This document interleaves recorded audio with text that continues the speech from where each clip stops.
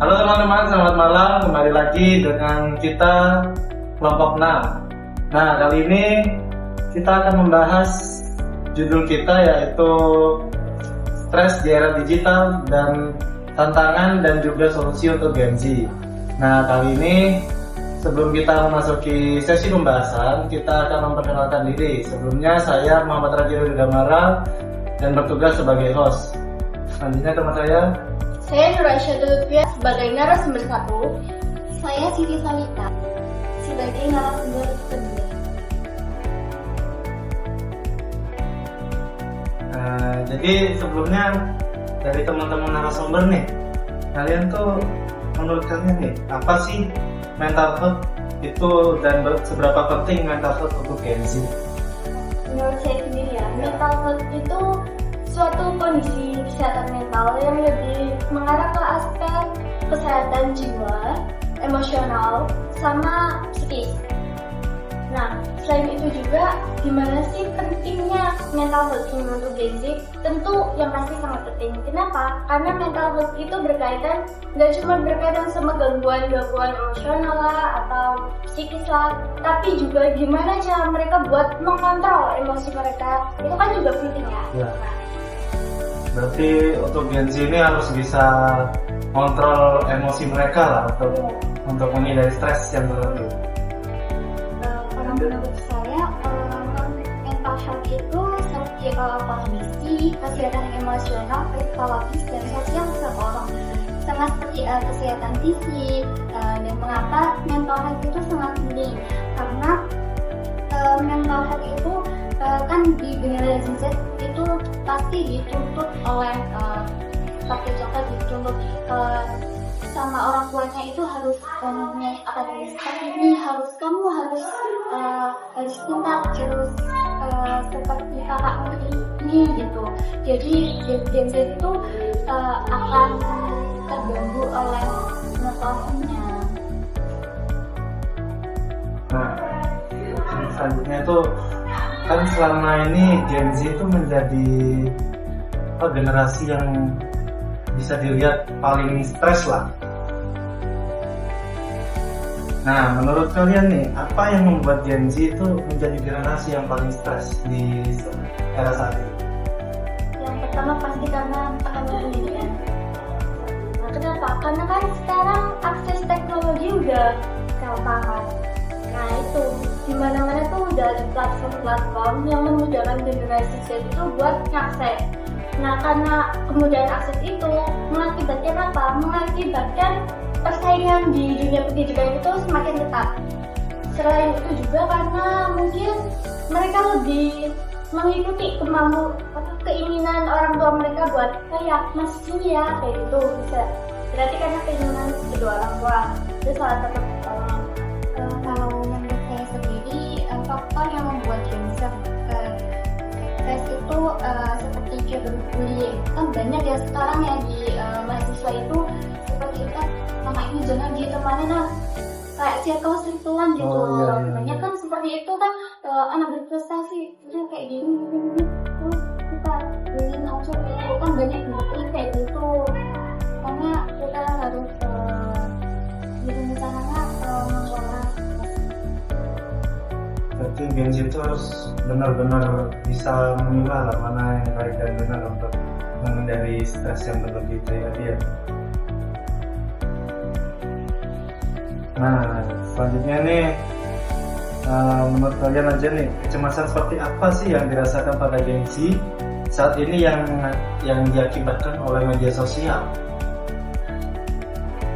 Yang pertama ya, kecemasannya apa? Satu, kecemasan mereka itu kayak mereka tuh udah bisa lepas dari yang namanya internet. Nah itu menjadi salah satunya. Yang kedua, udah yang paling lagi booming ya, FOMO.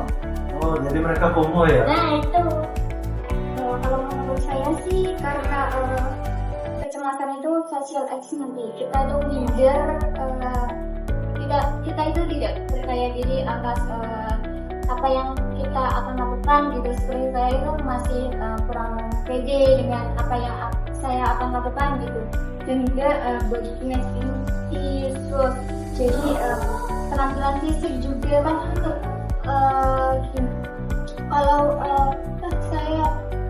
videonya kayak gini, itu kayak gini, gak pede gitu, cuma Berarti kayak yang misalnya disebutkan sama narasumber yang pertama tadi, kan mereka FOMO nih. Jadi mereka itu misal nggak ikut tren saat ini, mereka tuh bisa cemas gitu ya. pasti. Kenapa? Pasti mereka berpikir, loh, kok kamu ketinggalan? Nah, gitu, kamu ketinggalan zamannya, kayak gitu kan banyak. Yang mengakibatkan apa? Yang mengakibatkan lebih ke cheating juga. Berarti itu bisa menyebabkan stres dari mereka sendiri. Oke, dan itu juga menjadi tantangan bagi Gen Z di era digital saat ini ya. Iya. Selanjutnya nih, bagaimana sih cara Gen Z menurut kalian? Cara Gen Z untuk menghadapi stres di era digital seperti saat ini? Bisa menjalin komunikasi. Menjalin komunikasi Menjalin komunikasi antar sesama teman itu bisa ada. Misal kita udah ngerasa udah kayak gini, nah kita bisa nih cerita sama teman terdekat kita. Kalau misal nggak mau sama teman terdekat kita, kan masih ada orang tua kita bisa bilang sama mereka. Kalau nggak juga kan sekarang layanan online kan banyak ya, kan, psikolog online gitu ya kan ada. Itu teman dari sekolah gitu juga. Bisa mengatur waktu yang penggunaan medsos agar tidak terbuat dengan dunia kayak gini dan tidak terjadi namanya cyberbullying. Tapi selama ini kan Gen Z juga terkadang ada nih beberapa anak yang takut untuk bercerita kepada orang tuanya. Itu bagaimana tuh? Misal takut cerita kayak gitu, ini kan udah era digital kan, nah kita bisa manfaatin tuh era digital ini, aplikasi-aplikasi. Terus kalau enggak ya kita bisa nge-scroll media sosial yaitu buat cari kata-kata, cari informasi. Nah kalau misal cari ilmu juga lebih semua juga bisa, tapi bisa mengatakan program.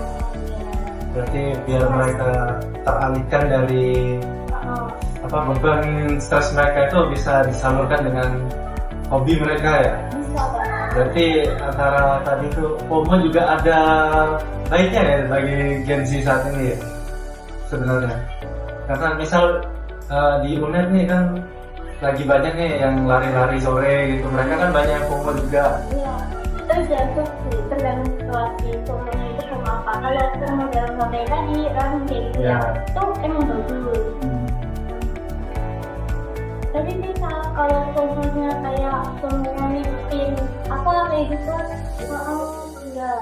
Misal ngikutin ya, ada ya hal terbaru kayak gitu, tinggal ngikut aja, tapi dia nggak kayak mencari tahu lebih dalam. Itu menurutku ya. Berarti yang bagus itu mereka tuh untuk FOMO ke hal positif aja ya, jangan kayak ikutin cyberbullying, bully orang di sosmed gitu. Harus dicari dulu, ditelisik dulu lebih dalam, itu tuh bagus atau enggak. Semisal positif, mereka boleh nih, itu berarti bagus. Tapi kalau negatif, belum baik jangan. Nah, teman-teman, mungkin itu saja yang bisa kami jelaskan pada video kali ini. Dari narasumber 1 dan 2 sudah cukup. Dan sekian dari kami kelompok 6, pamit undur diri. Wassalamualaikum warahmatullahi wabarakatuh.